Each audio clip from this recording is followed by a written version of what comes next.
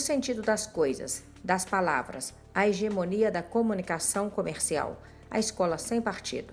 Esses foram assuntos debatidos no Roda de Conversa com o cientista social, militante do movimento Quem Luta Educa e da Consulta Popular Frederico Santana Rick, num bate-papo que também contou com a participação de Wallace Oliveira, do jornal Brasil de Fato. Como é que é a sua visão sobre a escola sem partido, que o próprio nome, o próprio trocadilho já nos induz, parece uma coisa boa, né? Porque, de fato, quem não quer uma escola sem nenhum partido? Mas, no fundo, não é isso que o projeto quer dizer na prática. Ele quer amordaçar, dentro da sala de aula, a discussão, o processo da educação. Quem nomeia as coisas acaba tendo o poder de dar sentido para elas, né? No Brasil, o povo está cheio de exemplos de como que as nossas elites, como detêm a hegemonia da comunicação comercial aí, a maior parte dos grandes meios de comunicação comerciais, acaba induzindo a população a pensar de uma maneira que não corresponde ao conteúdo das coisas. Vou dar um exemplo, por exemplo, que também está rondando aí. A autonomia do Banco Central. A palavra é bonita, autonomia, né? Quem vai ser contra a autonomia, né? No fundo, se fôssemos nós, o povo, a dar nome correto para a autonomia do Banco Central, a gente diria com todas as letras. É a entrega do Banco Central para os interesses do mercado financeiro, do capital financeiro. Ou seja, retirar o Banco Central do controle da soberania popular, da democracia. Mesma coisa, escola sem partido. O nome parece bonito à primeira vista, né? E todo mundo tende, no senso comum, achar assim que faz sentido.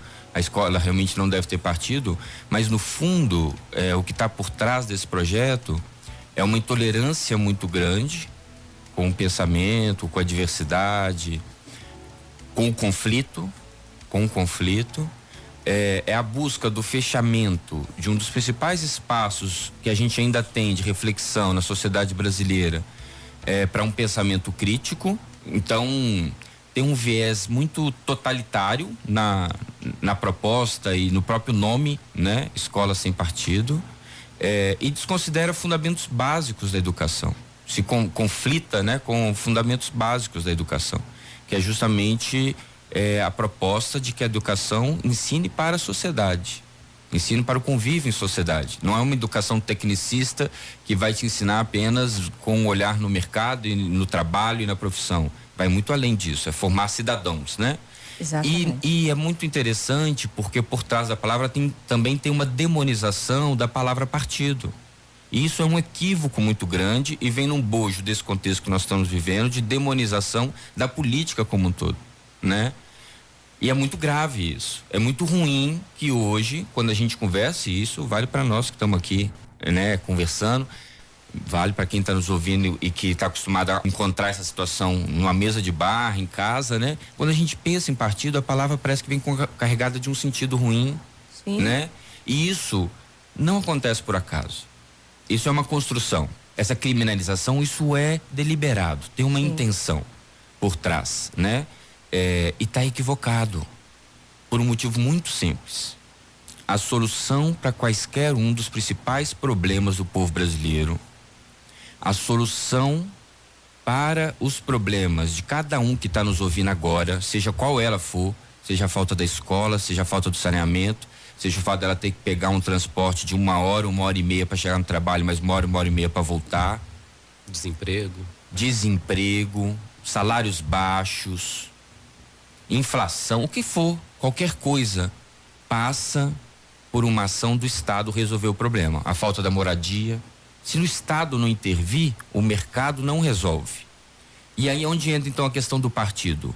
Na nossa sociedade, no mundo que a gente vive, com a Constituição que nós temos, no Brasil, não há uma outra maneira de você acessar o partido, de você defender seus interesses, seus direitos, senão pelo partido.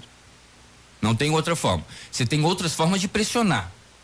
Você tem outras formas de agir na sociedade que independe do partido, na associação, na ONG, no movimento popular, nos sindicatos, tudo é muito importante.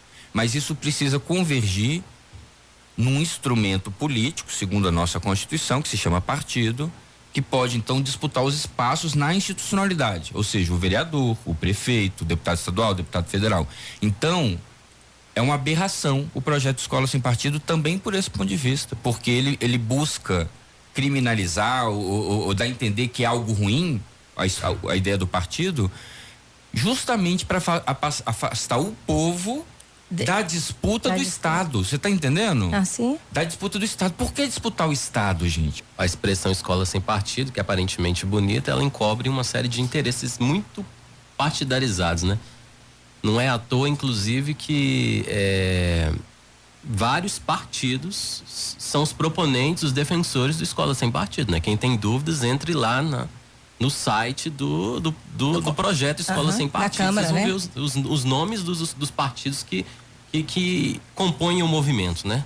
Para além, inclusive, das casas legislativas que estão aí na rua, pagando gente para se mobilizar, para defender o projeto, né?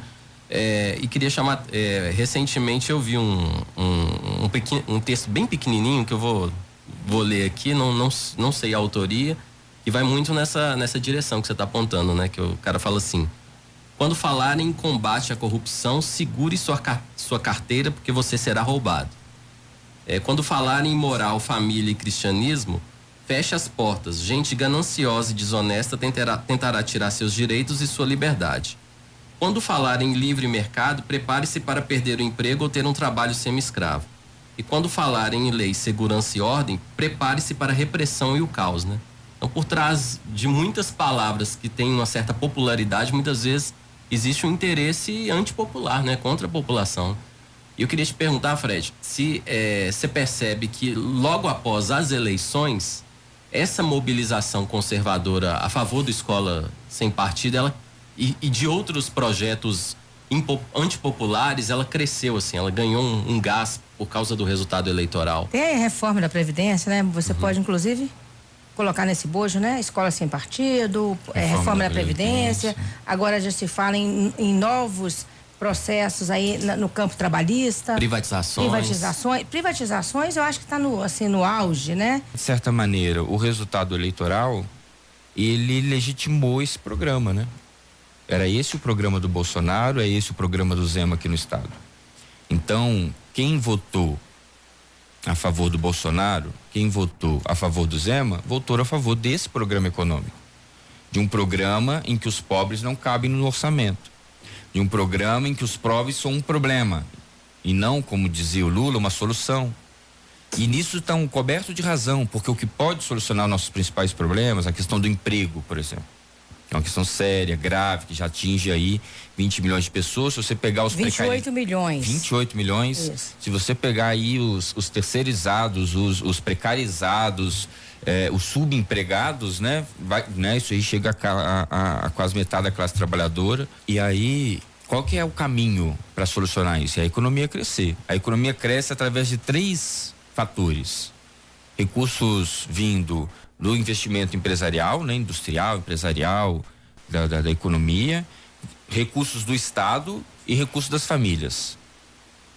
Se as famílias estão desempregadas, se eles estão retirando direitos, diminuindo o salário, se eles estão querendo cortar 13º, são todas medidas que dificultam o investimento das famílias para fazer a economia crescer. Se do ponto de vista do Estado a proposta é a mesma, enxugamento do Estado, menor investimento, a economia também não cresce. Com isso, não tem essa falácia que falam tanto, aí vem de novo uma outra palavrinha mágica, que é a palavrinha da confiança do mercado, a opinião do mercado, como se o mercado fosse um ente difuso, assim, né?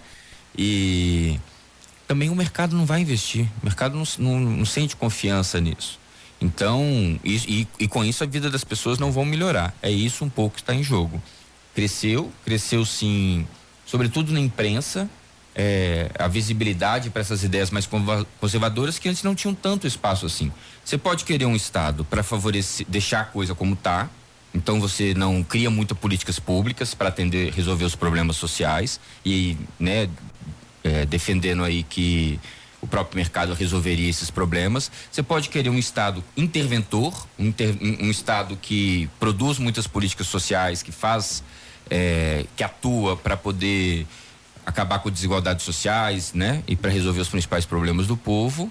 Ou você pode achar que dá para conciliar essas duas coisas. Você pode, né, um Estado nem tão interventor assim, mas também nem tão ausente assim, né? Então, é um pouco esse os posicionamentos que dividem. Quando a gente pega o Escola Sem Partido e vê lá quais são os partidos, o Wallace mencionou, isso, hoje em dia todo mundo tem acesso à internet, né, gente? Digita rapidinho aí que você vai achar a informação lá e você vê então, assim, quais foram os partidos que votaram maciçamente a favor de todas as reformas que retiram direitos. Congelamento dos gastos, reforma trabalhista, votaram nas duas ocasiões contra a investigação do Temer, né? Terceirização, são os mesmos que estão lá assinando o projeto Escola Sem Partido, ou seja, faz parte de um mesmo bloco, né? De uma mesma concepção de mundo, concepção de partido, concepção de papel do Estado, que é essa concepção antipopular, que não resolve os graves problemas do povo brasileiro históricos, que não vão se resolver por si só. E o que eles estão buscando fazer é direcionar todo esse orçamento do Estado para pagamento de juros e para manutenção dos privilégios. Não se fala em corte de privilégios, né? Eu tenho uma expectativa muito grande